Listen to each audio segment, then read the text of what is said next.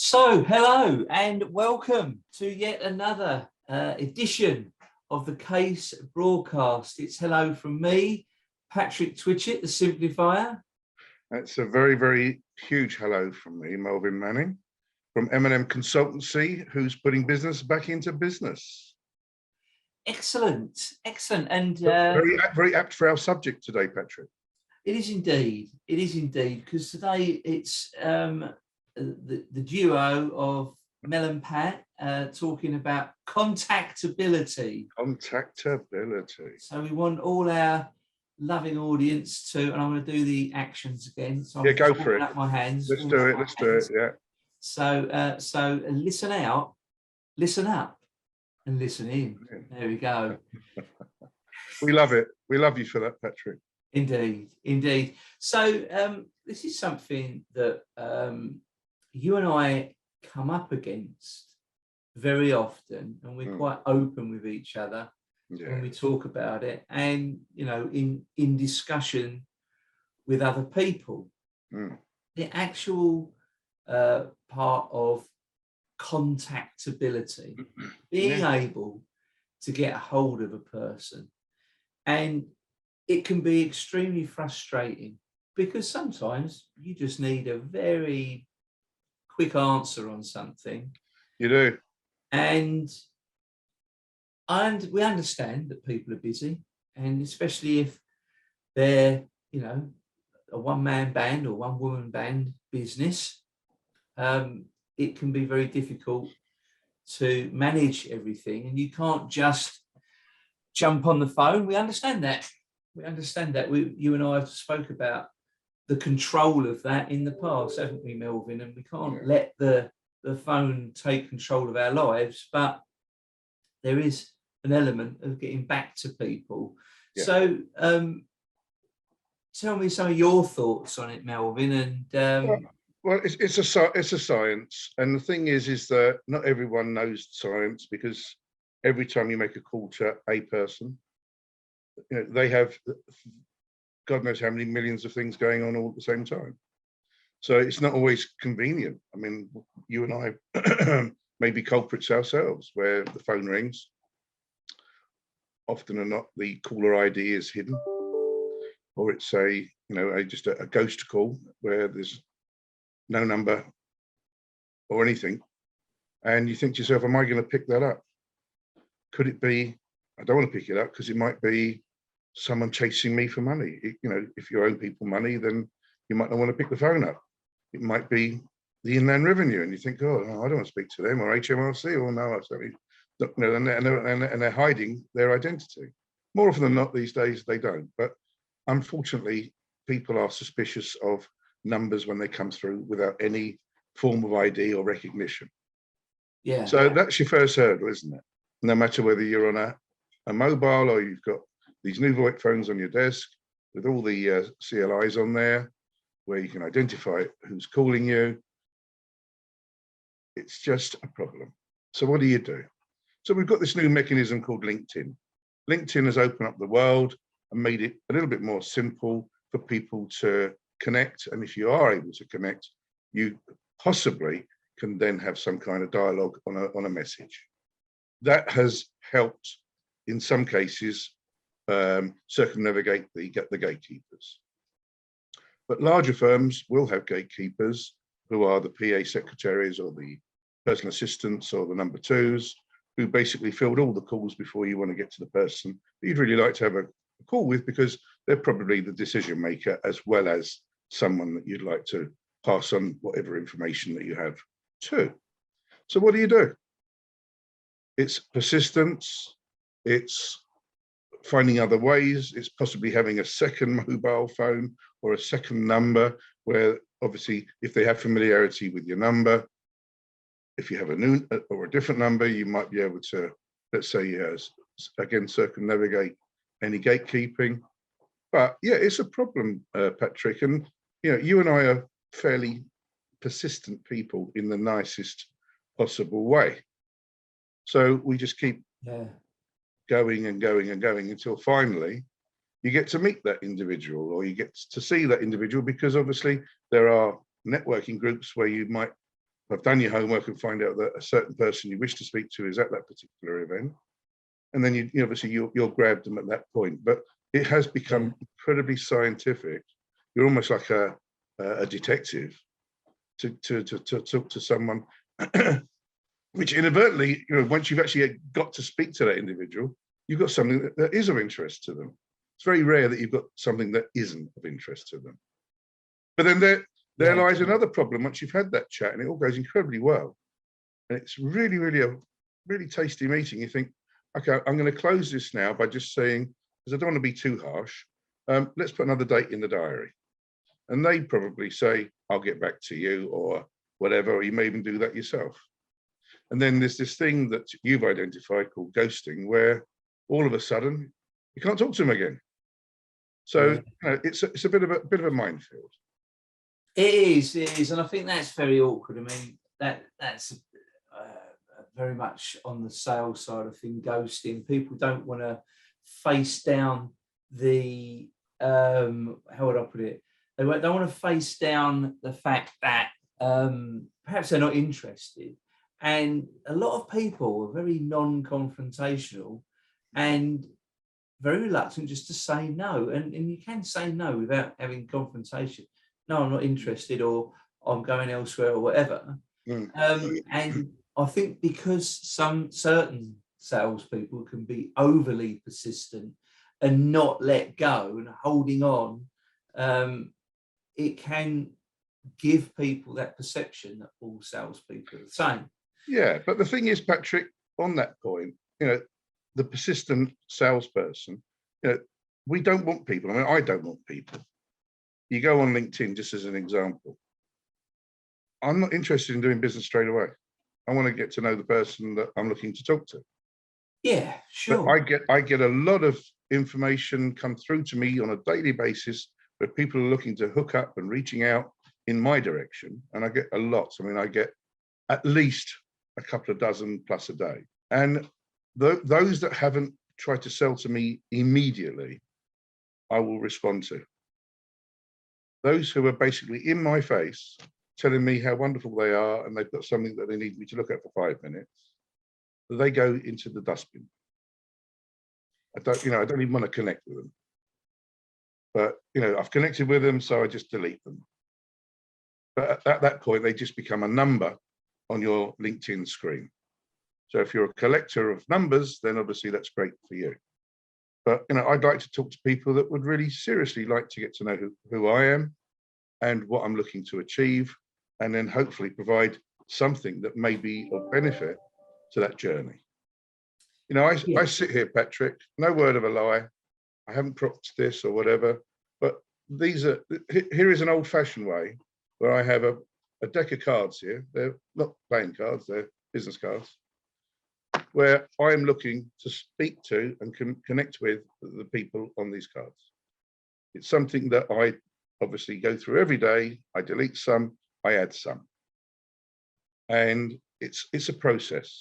And eventually, playing a different numbers game, I get to talk to people that I feel in my world that I can make a difference to and help. And that's the difference, in my opinion, that, all this in your face stuff and, oh God, I'm the best thing since sliced bread and all that nonsense. I'm afraid that, no, you're not, because lots of stuff's been going on for centuries. So, you just need to be a nice person so we can engage and get some kind of traction.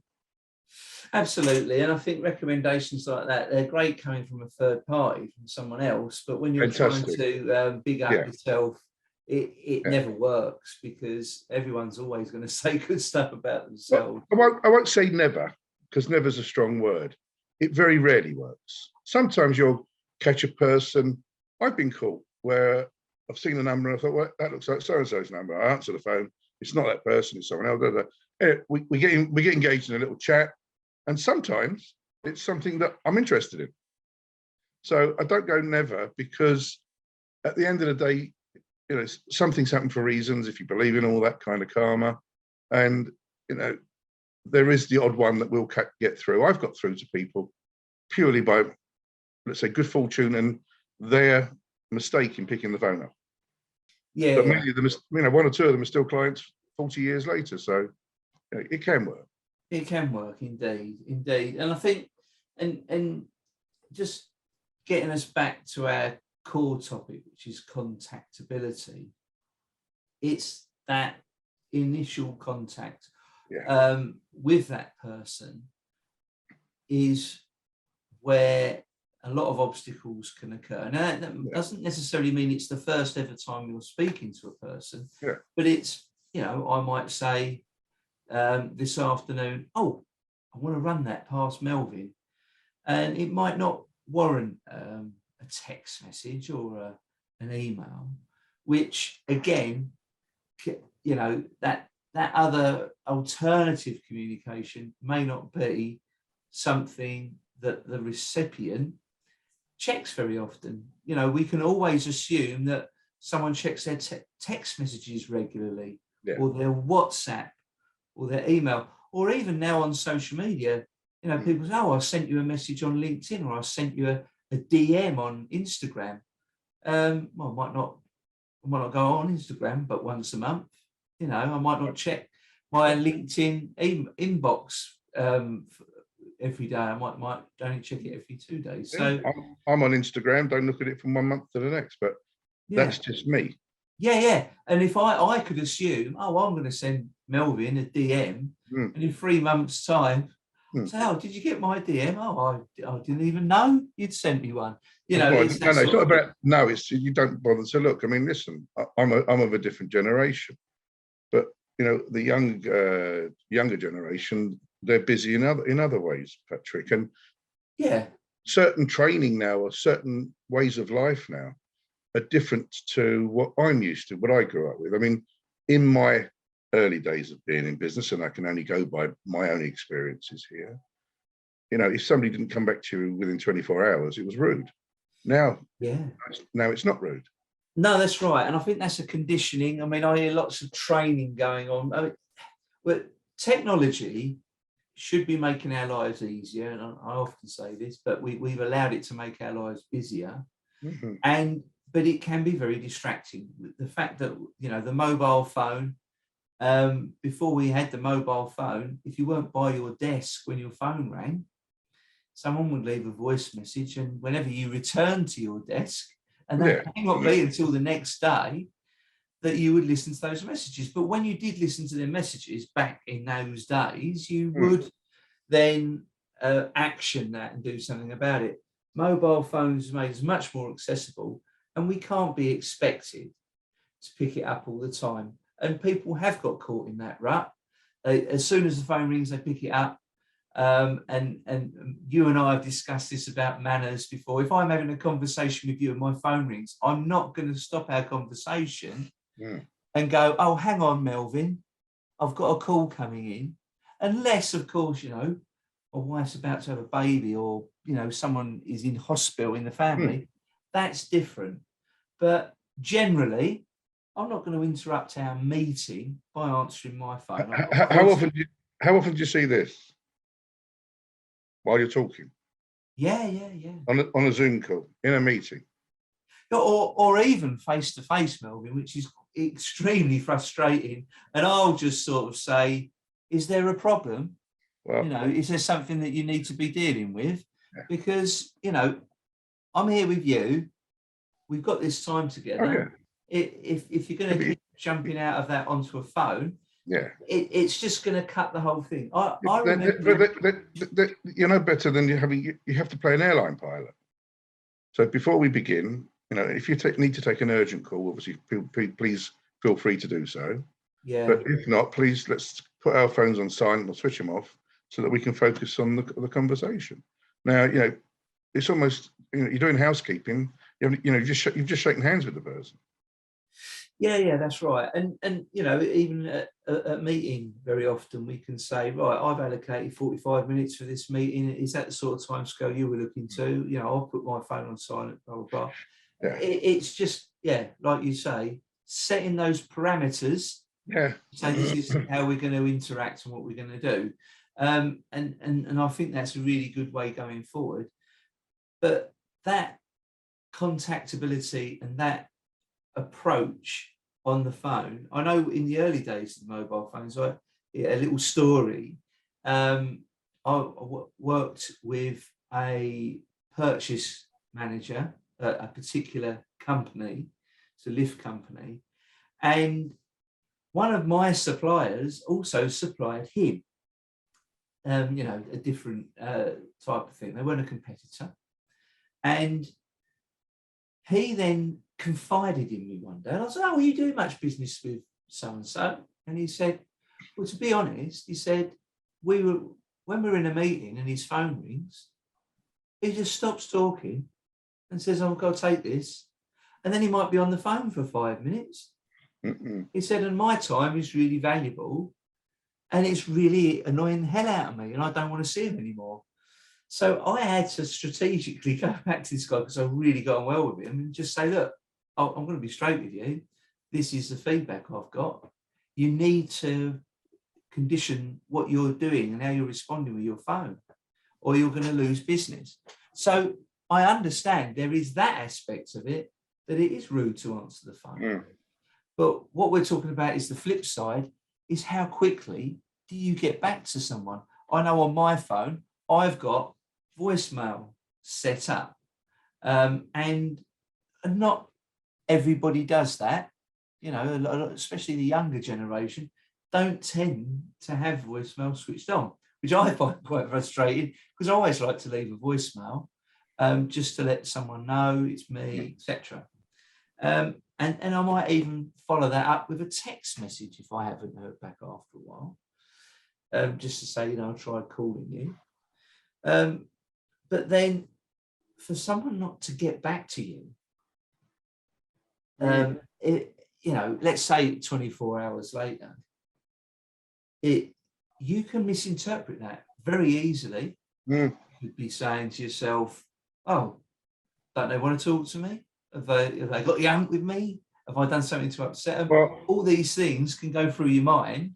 And actually it's what they're doing. It's they're being inefficient in their way of managing those calls. And something I want to touch on very quickly. And then I want to let you speak as well. I'm being very respectfully silent. Don't worry. I'm listening. Listen up, indeed, and listen in. A book by Tim Ferriss, which we've often spoken about. We have referred to it many times. 4-hour work week. Yeah. And he's got this method and system in there. And he likes to stress upon the fact that, don't let the phone distract you. I agree. And the fact that, you don't get back to people straight away, it shows you're busy, it shows you're being productive, and you are a busy person, so you don't want to be overly distracted with calls. It's letting people have that message. I understand that.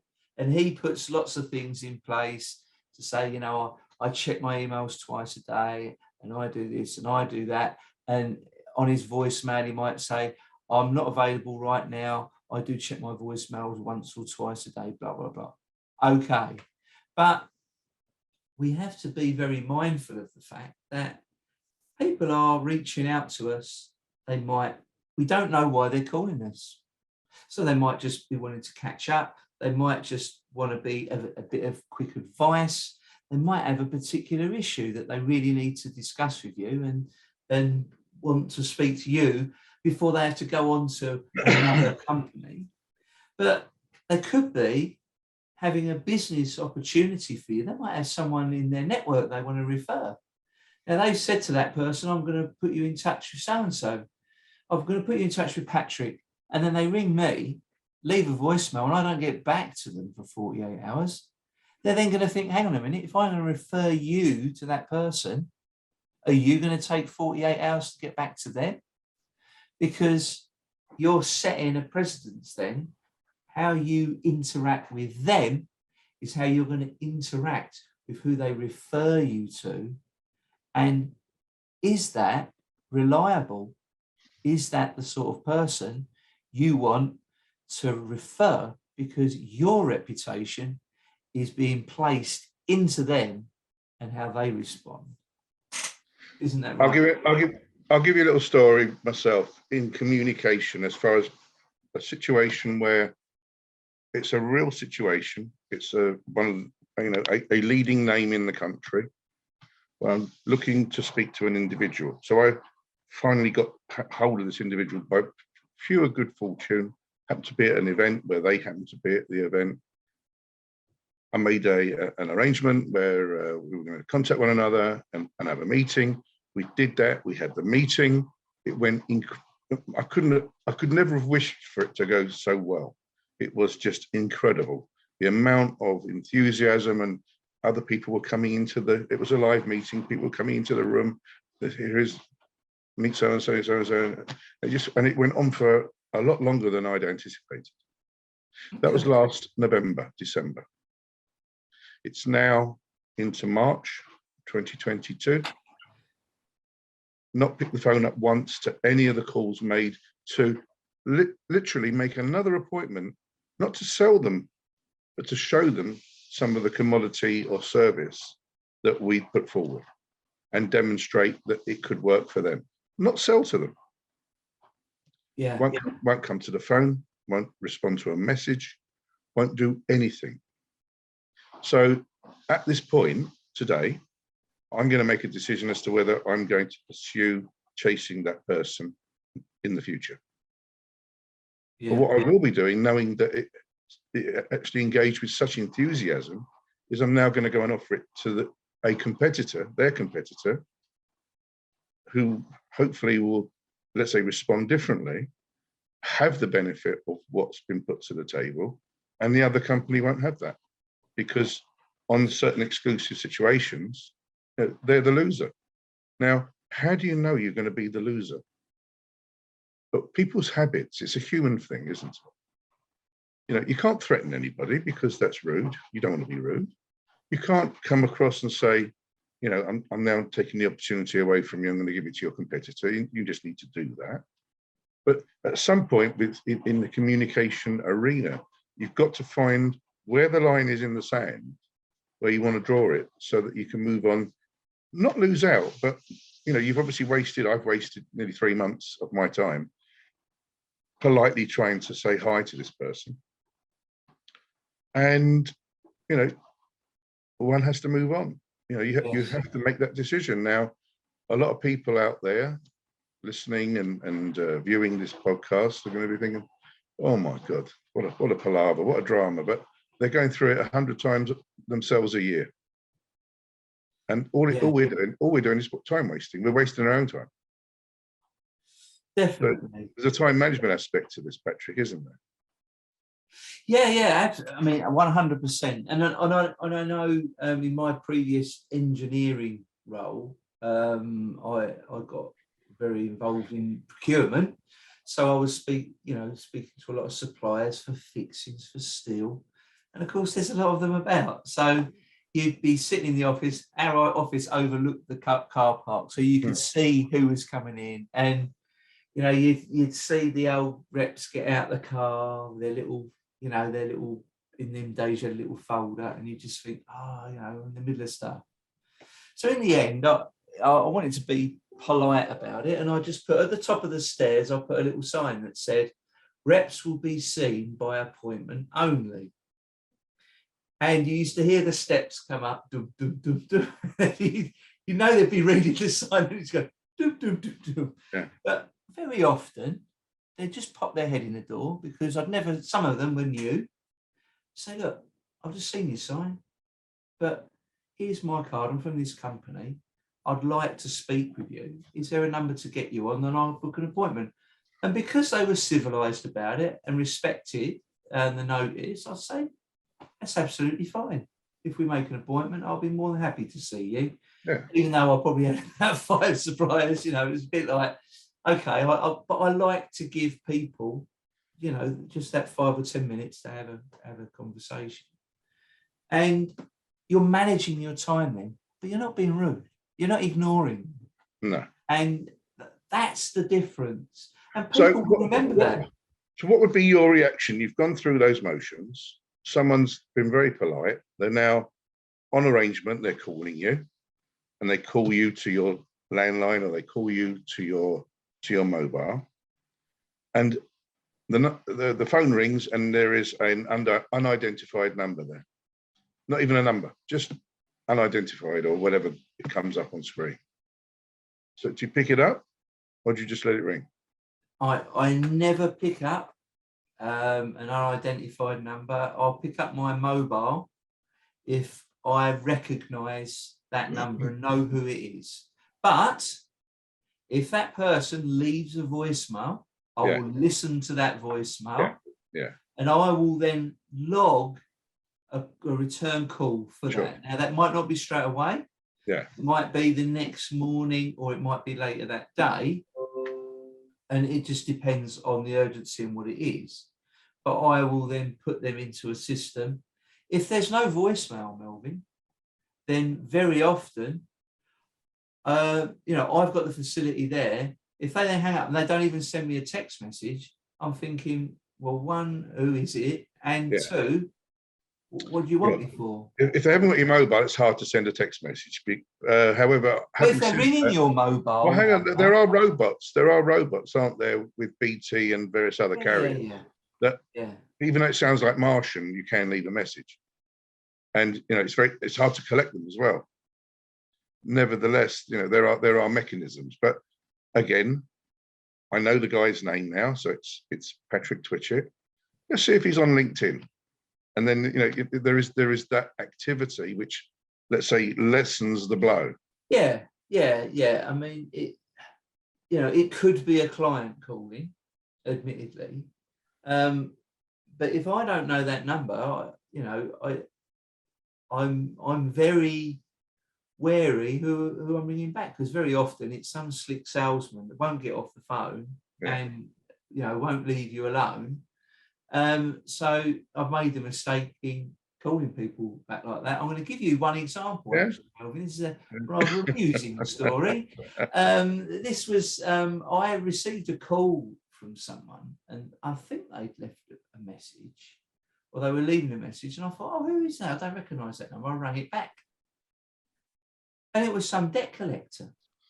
And he said, oh, I'm from Manchester, and I was speaking in a bit of wasn't being aggressive, but he was like, and I'm calling you because you owe so and so, £1,500. And I'm like, who?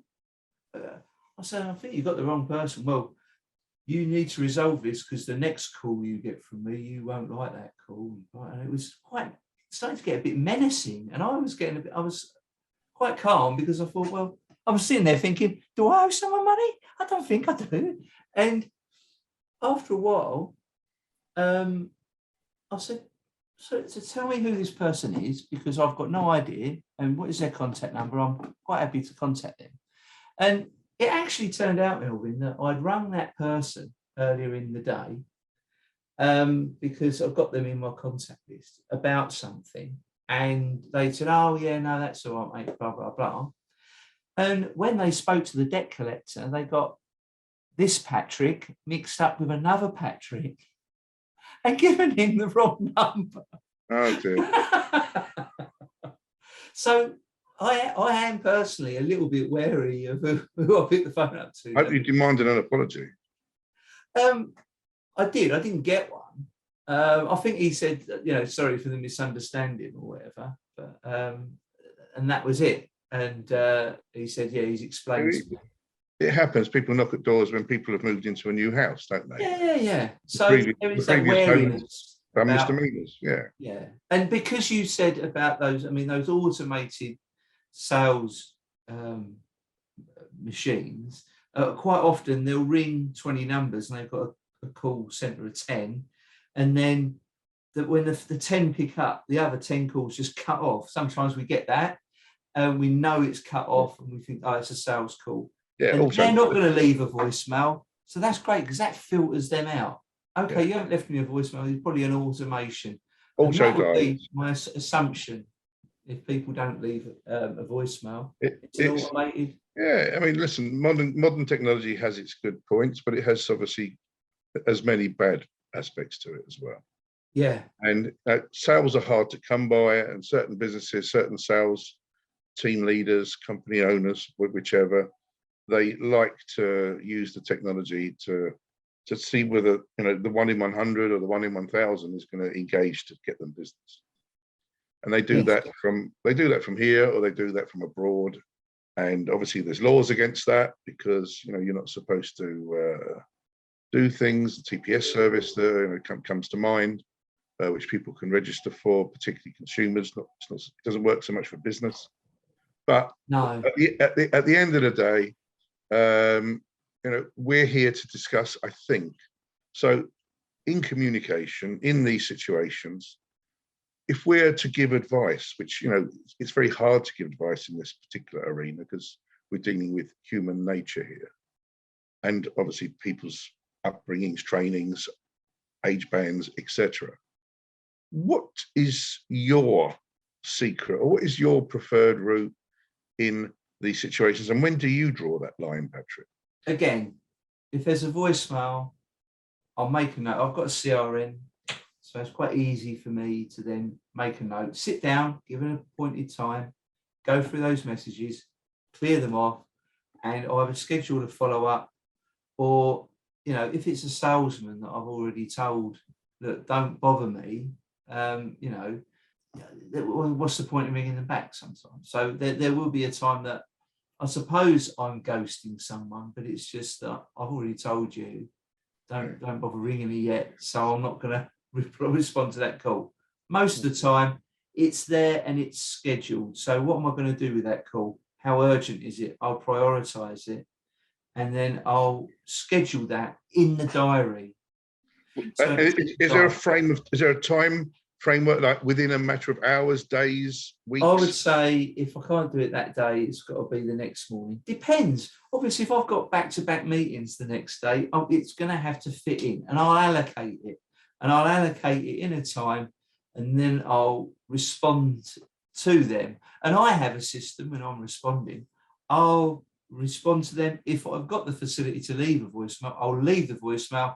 Patrick, I'm returning your call from yesterday. I picked up that message and I'm coming back to you. This is my number. And I always leave my number, even to someone like you, Melvyn. I always leave my number because it's happened to me a few times before. Someone's phone's dropped down the toilet. They've lost all their contacts. They can't remember anyone's number.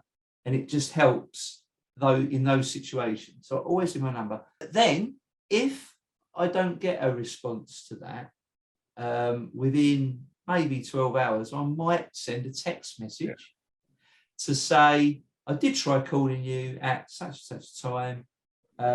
Please let me know when you're free.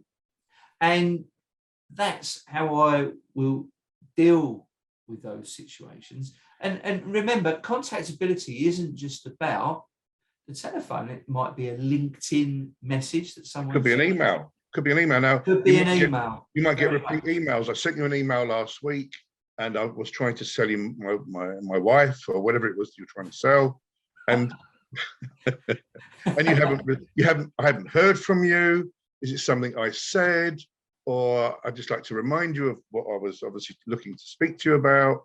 Do you ever do you let them build up, or do you give let's say the desired responses that says, thank you for reaching out. It's very kind of you to contact me, but what you're offering is not of interest, but thank you very much for reaching out. Kind regards, or yours sincerely, blah, blah. Go away, in other words. Do you do that in time, or do you let them get to you before you send them that notice? No, I like to respond to them. If I get a lot of emails, then it might take me a while to catch up. But yeah, a very civilized response they'll get from me. Or if it does entail a meeting, and I know it's not your favorite thing, but my Calendly link, and that for me is really effective because it's a very popular piece of software. I'm seeing it more and more and more.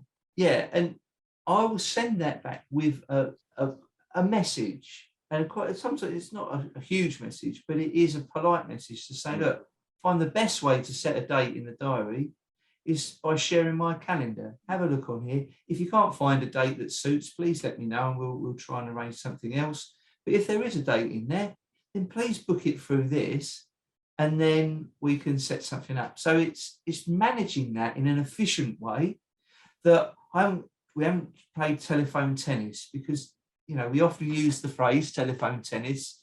And I know we've had that before. And I've left you the little voicemails, you know, it's 15 love or it's 30-15, until someone actually picks up when you're ringing. And it's a huge time waste. So and actually, those links save a hell of a lot of time for things like that. But people also need to do other things in order to remove these things from their lives. So obviously, robot dialing, when you've got these robots with these auto messages phoning you, you just got to learn to hang up, because you can't talk to anyone to have them removed because they're coming in from Malaysia or Canada or somewhere in India or wherever they might be. Yeah, although you can block those numbers so they won't ring. You need to learn to block them, of course. Then you've obviously got other dialers, which are human dialers, again from the same parts of the globe, where they're obviously dialing off a list. You need to be bold and brave enough and say, look, I'm not interested. Please remove me from the list. Otherwise, firstly, obviously, I'll block you. But more importantly, I'll report this number to Ofcom, and then they can do what they like. Because frankly, that's it. I mean, I had it from France with somebody pretending to be Amazon on 3 occasions. But after the 3rd occasion, never heard from them again. Yeah, but that's a fraudster. So that's not a genuine sales call. That's fraud. But it's communication where somebody is trying to extort money, where, you just need to be on your toes. Yeah. I mean, we'll always have those, unfortunately, because that's just human nature. Indeed. But in business, we just got to get into a habit of not getting on people's nerves. So in your opinion, to our wide and vast community out there for Case Mastermind, what's your kind of touch on this, and what would you suggest? Because you can't recommend, because everyone's lives are different. What are you talking about? Trying to contact someone? Well, obviously, we're in the communication. We're in this this conversation of how on earth can I get to talk to the Pope? Okay, that's a fine example there. He's quite a hard guy to get hold of. To be fair, he's quite in demand. Indeed, but one of the richest men in the world. Blah blah blah. So, I always say I like to persist, but not pester, and there is a difference. Big time, yeah. And I will space out contacting. So let's just say I want to prospect the Pope for whatever example. That was a random. Yeah. I assumed that was. I didn't know if he was on your list of contacts that he was trying to get hold of. But his procurement director would be. Indeed. And again, referring back to our recent broadcast with Owen Williams about contacting people, finding the right person in the organisation. But let's just say I found the right person in that particular to do with that. And now I'm going to say it's Melvyn Manning, because the Pope's getting a little bit weird. So the contact in the company is Melvyn Manning, and I need to get hold of him. So I'll give you a call. I'll leave you a voicemail. Now, if you don't respond to that within 24 hours, I'll probably ping you a text message if I've got your mobile number, or it would be an email, and it would just say, I'll just try getting hold of you yesterday, wanted to speak to you regarding such and such. Be great to put a time in the diary. Is any time very good for you? And then that's it. See what happens. Now, I will then give that anywhere between 24 and 48 hours before any further contact. And that might be another phone call. It might be, and if I do make another phone call, I won't leave a voicemail on the second time, because I've already left them a voicemail on the first time. So I won't leave a voicemail on the second one, because that can be annoying when they're catching up and then they yell, this is Patrick bloke. I've got him 5 times on my voicemail. Very irritating. So then I'll try again. Then if there's nothing to that, I'll leave that for maybe half a week to a week before a further bit of communication. If there's no response to that, then I will start looking at going either a week's time or 2 weeks. And that time scale will get bigger and bigger and bigger until it might be a 3-month or a 6-month interval. before eventually, when it gets to that stage like that, then I will write that person off. If it's within an organisation, then I'll look at other people in the organisation. If it's just a solo person in a business, then they'll just go on the, well, they don't want to know list. So I can't, like you said earlier, can't be wasting my time when somebody else may well pick up and may respond. How much time do you give it before you move on? That isn't to say you might not come back to it maybe in 6 months' time or in a year's time, but how much time will you? Well, with a CRM, I can be very efficient with my time. So it will come up on my thing. Oh, I've got to chase up Melvyn Manning today. I'll have a look at that. Okay, I'm going to spend 5 minutes. Yeah, but you're setting that timeline. What's the timeline? I'm setting that timeline, yes. So I will do that at each time. So let's just say I tried to call you Monday and you never come back to me. And Wednesday morning, I might have a thing pop up, just chase Melvyn with a text message or an email. I'll do that. Then maybe Friday, it'll ping up again. And then I'll look at that and I'll think, okay, and I'll use another form. Then I'll set, so I'll spend just a minute or two reaching out in that next form of communication.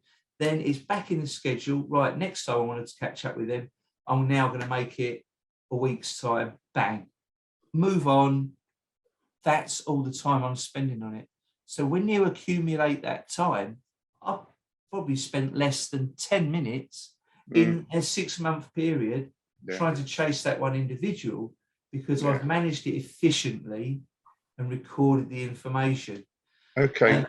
And I don't want to make a big thing of this subject, but there's one last thing I'd like to bring to the table.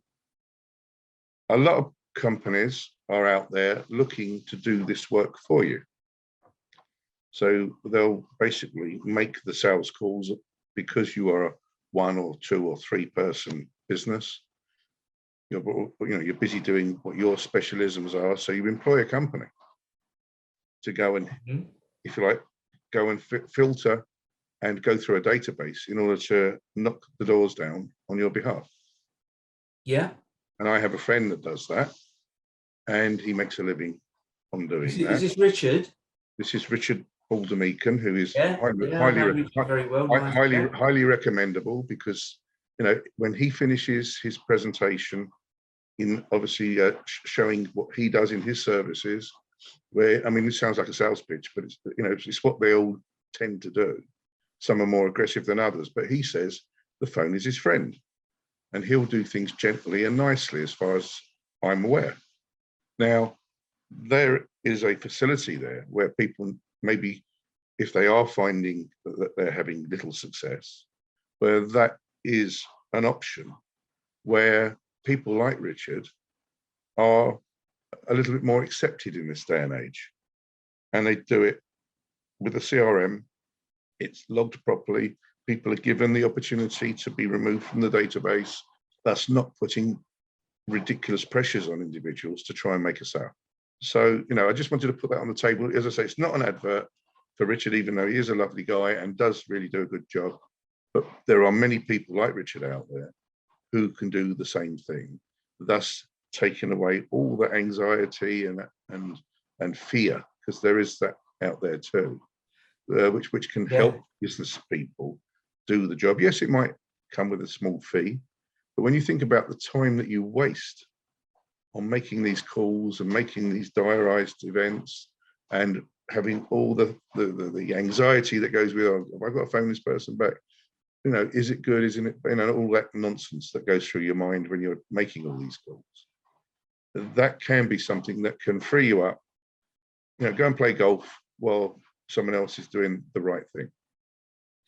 I've encountered a few people that do this, and there's obviously certain different ways. I think those that spend the time with you to go through the script, how you would want it done, they're very valuable, very good people, and they do it in a certain way. And it might just be to get you on an appointment with that person, on a 10-minute call.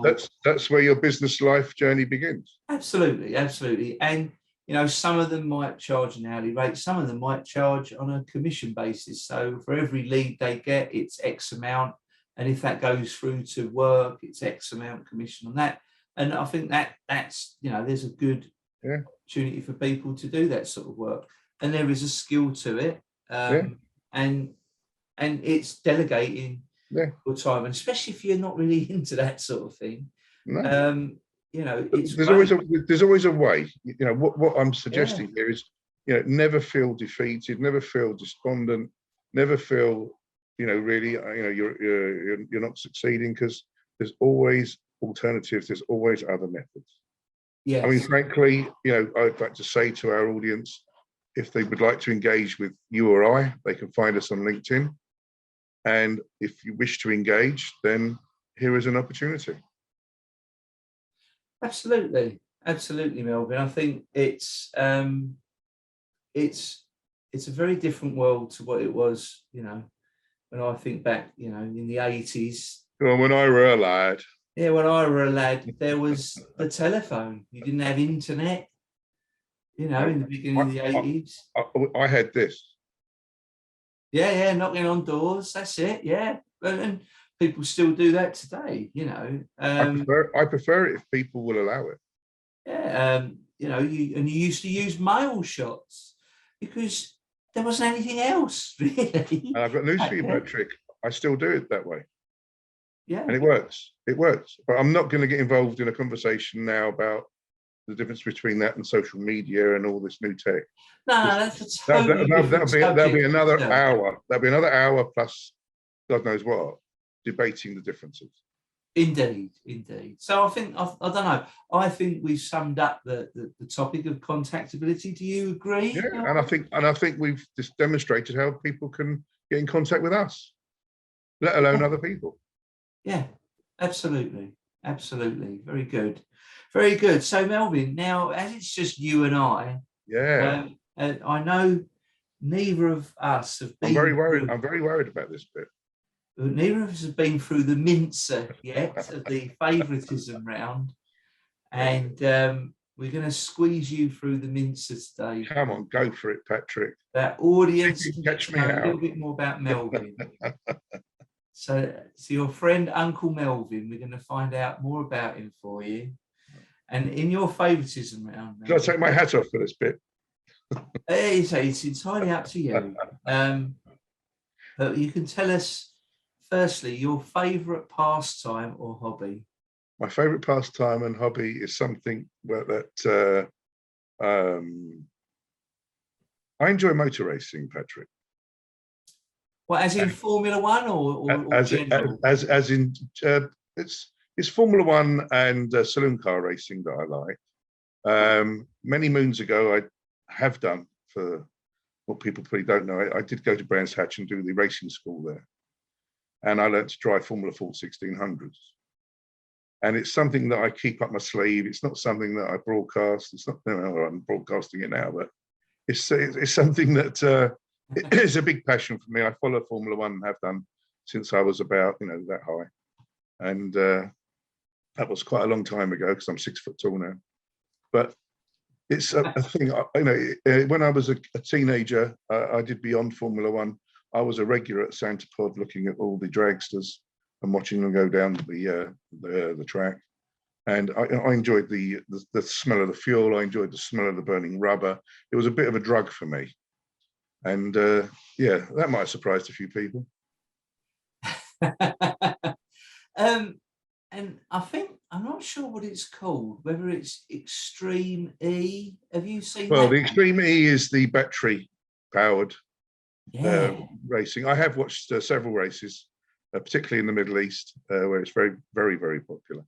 Yeah, because they do it on a lot of sand and stuff like that, don't they? I mean, listen, it's very quick. I mean, those batteries are incredibly fast. I mean, even the cars on the road today. I mean, I have driven a few, and when you're doing 0 to 60 in about 3 seconds, it knocks your head off. Yeah, and you got to have your wits about you. I've seen a few in the ditch. I mean, you drive one, don't you? I know, and mine's just the little BMW i3. That can do 0 to 60 in about 6 or 7 seconds. That's mental. which for a little tiny shopping car really is, you know, really fast. It's very. It's very, very rapid car to drive. I'm quite impressed with it, really. Yes, you've got to learn to feather the accelerator. Indeed. You'll end up in a bush somewhere. Indeed, but I did see this Extreme E racing only in the last couple of weeks.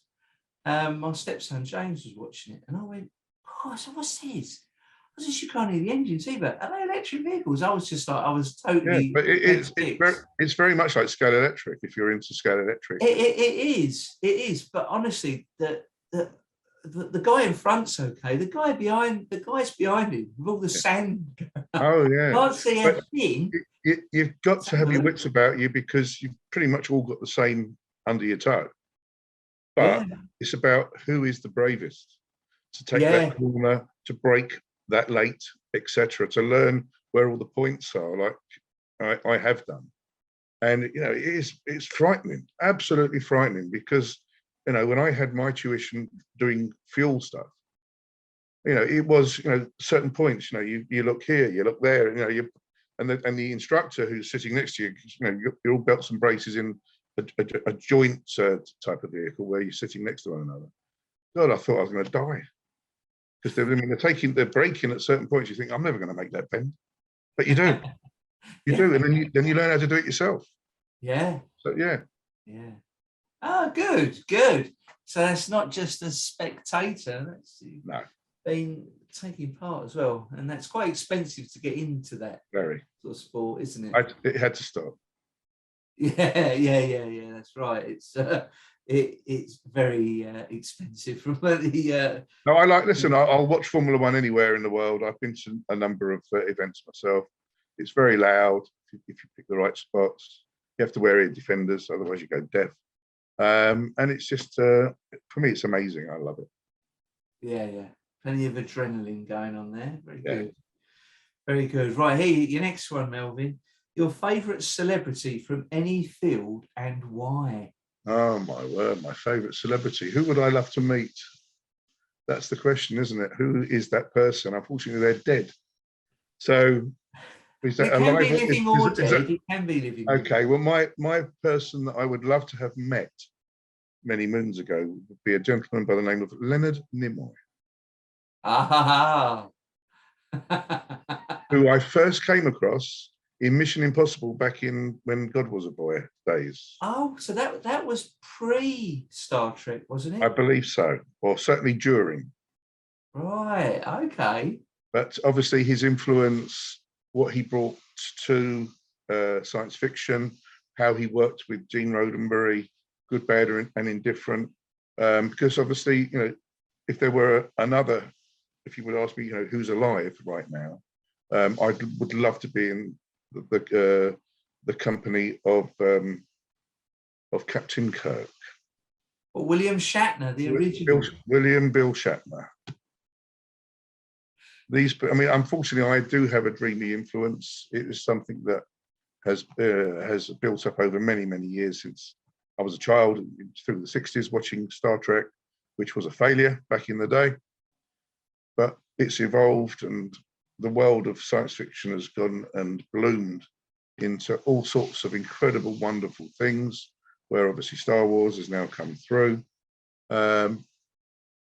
It's a genre that is endless, and it's wonderful.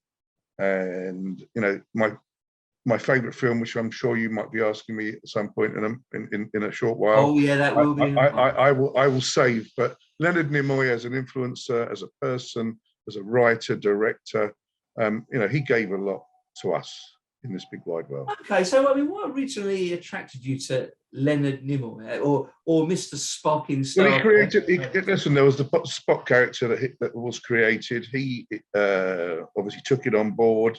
He embellished it. He basically owned it. He did. Yeah. It didn't take him away from doing other stuff, which a lot of people feel, you know, in typecasting, or I can't do anything else other than what I'm doing, which they feel, you know, is a problem. Then they go on drugs and they get drunk and they kill themselves, as many have over the years because they've got typecast.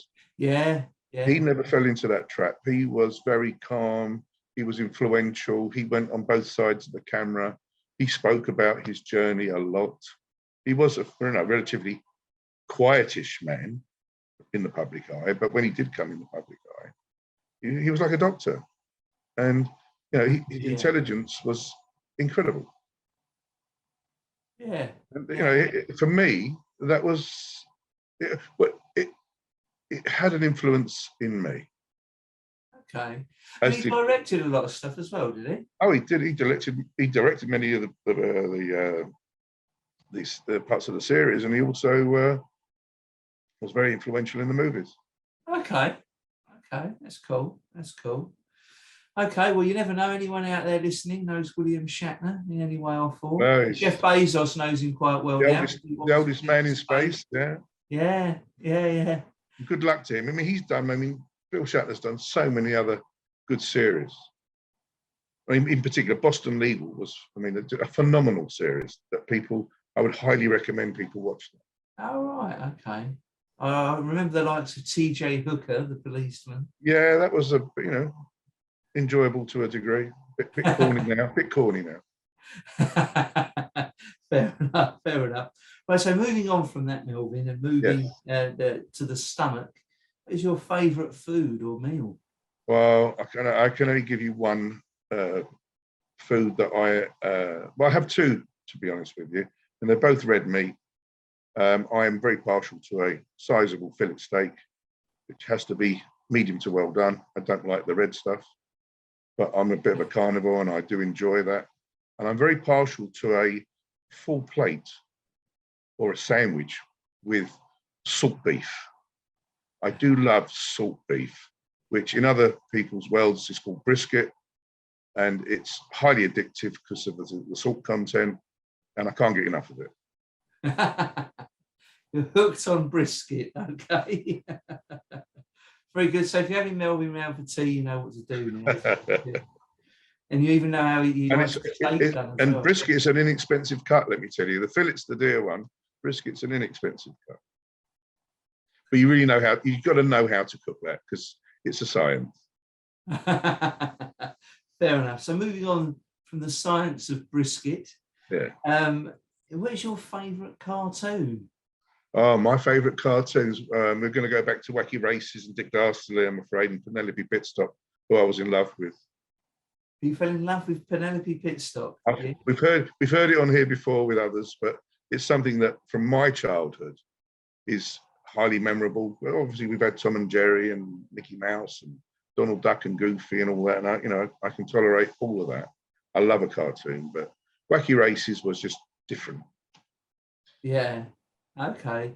And so your cartoon crush was Penelope Pitstop. I think my generation, it had moved on to Daphne and Scooby-Doo. You may have done, yeah. Scooby was good. I enjoyed Scooby. Yeah, it was good though, all the Wacky Races. And of course, all the spin-offs of that was like, well, you had the Penelope Pitstop cartoon, didn't you? Yeah. That went on into a spin-off. And there was also the Stop the Pigeon. So, stop that. Yeah. That lovely gang of hoods was wonderful.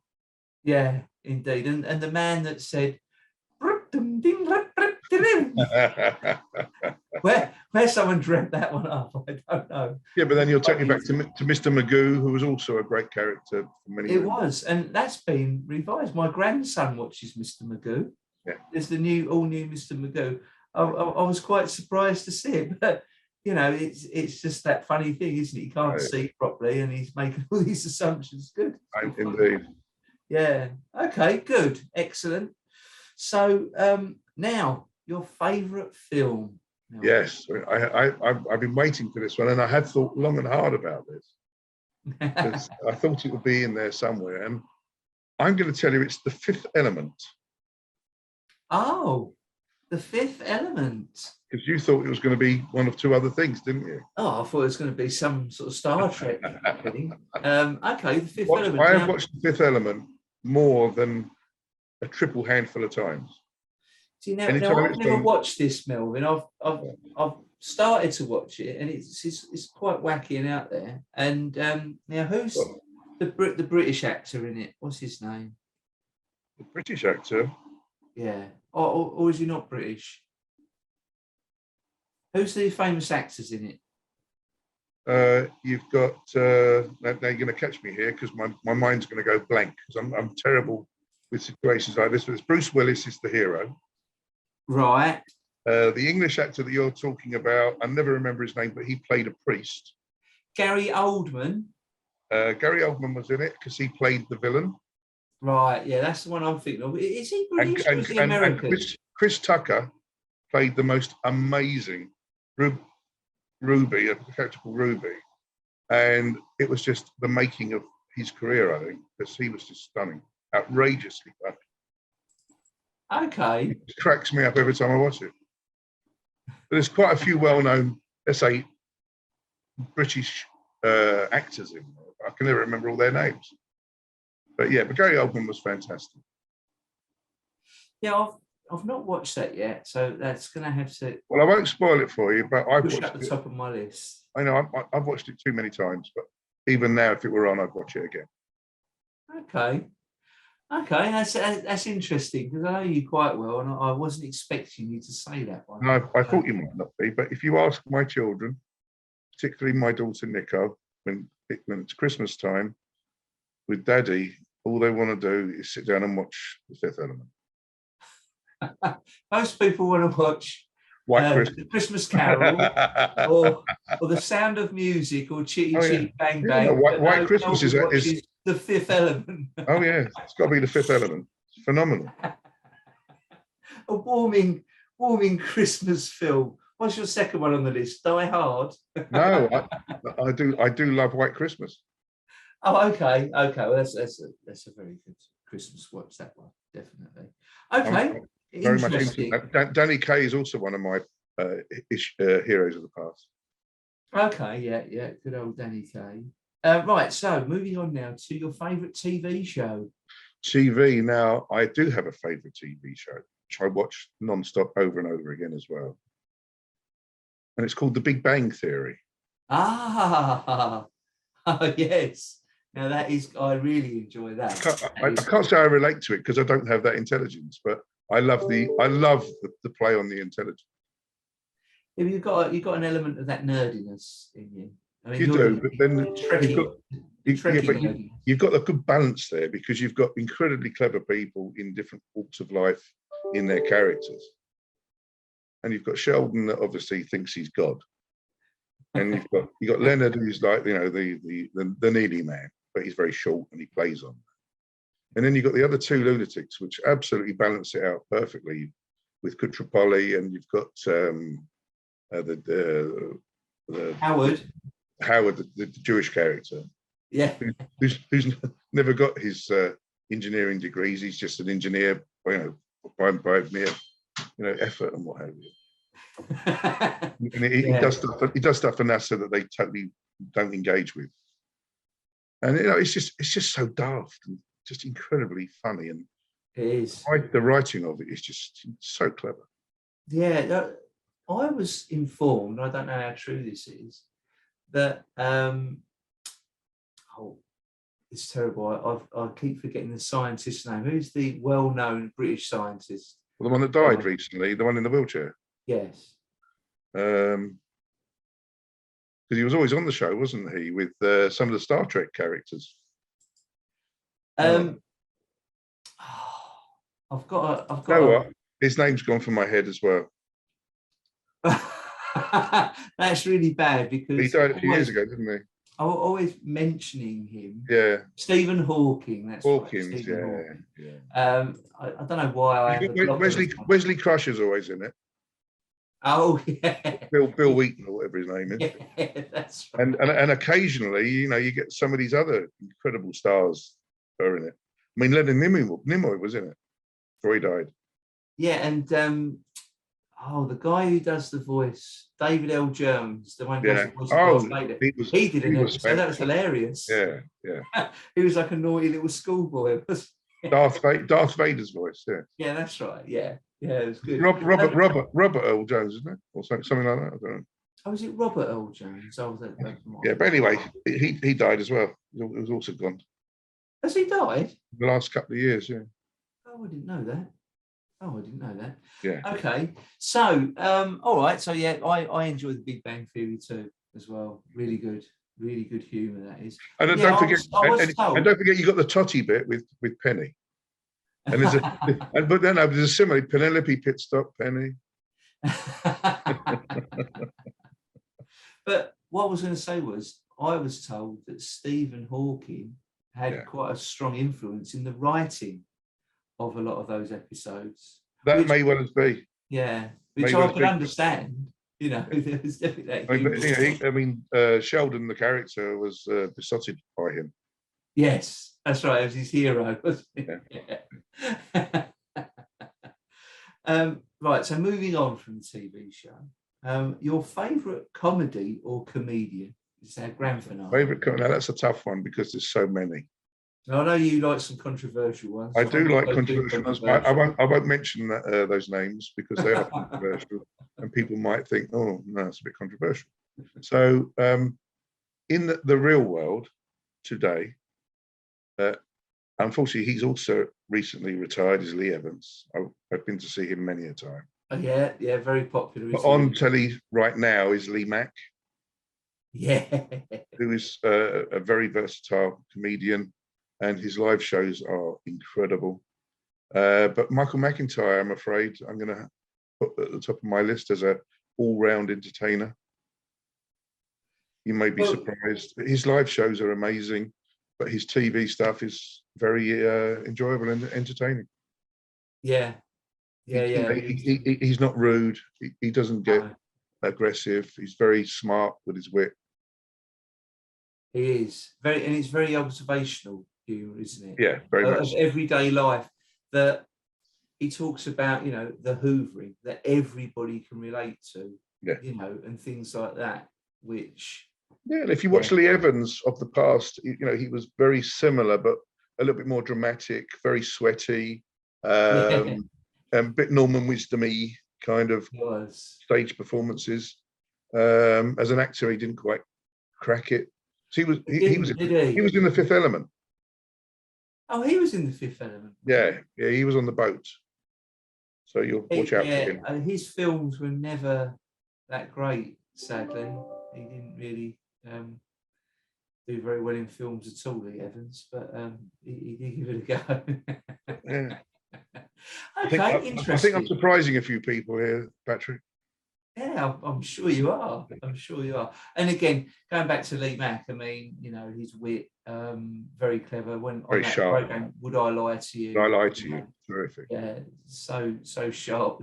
Yeah, but you got Rob Brydon there and a number of others. I mean, it's got a great team. Yeah. Them two and David Mitchell made great team, definitely. Yeah. Definitely. Okay, well, that's excellent, Melvyn. So we've all got to know Melvyn just a little bit more. For those out there. A little bit. Yeah.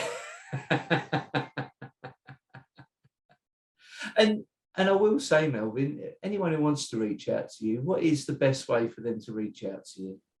Well, they're very welcome to contact me at M&M Consultancy, which is Melvyn at m&mconsultancy.co.uk.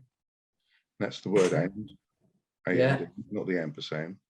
Yes. You'll find Melvyn Manning. I'll be on LinkedIn. I'm there, have been there for almost 2 decades now, since its inception. Yeah. You can find me here at Case Mastermind. I'm always here at Case Mastermind, where you can always find me at the Case Mastermind events. So do come and visit us and have a chat. We love to network. It's something that we enjoy doing. Okay, excellent. So I think without further ado, we'll. Although you always had to remind me to mention the fact that this will be a topic that we're going to brainstorm in our June meeting. That will be the second Friday in June, which will be my birthday. the 10th of June. So that will be the day that we can go through this workshop and brainstorm this particular topic, which I think will be very interesting. It'll be interesting to those that attend as to what their experiences are and how they may have or haven't dealt with these particular communication issues. Yeah, yeah. It's a hot topic, and not many people have the science. No. I'm not saying that we have the science, but we've got methods that have more often than not have worked, as opposed to had a negative vibe attached to it. Indeed, indeed. And for those of our audience that would like to know more, our casemastermind.co.uk website is the place to go. That will link you to our YouTube broadcast and also our podcast channel if you just want to listen to these in audio. And I will again say, do continue to get the fingers right, listen out, listen up, and listen in. And it's a very good goodbye from me. And it's a very happy goodbye from him.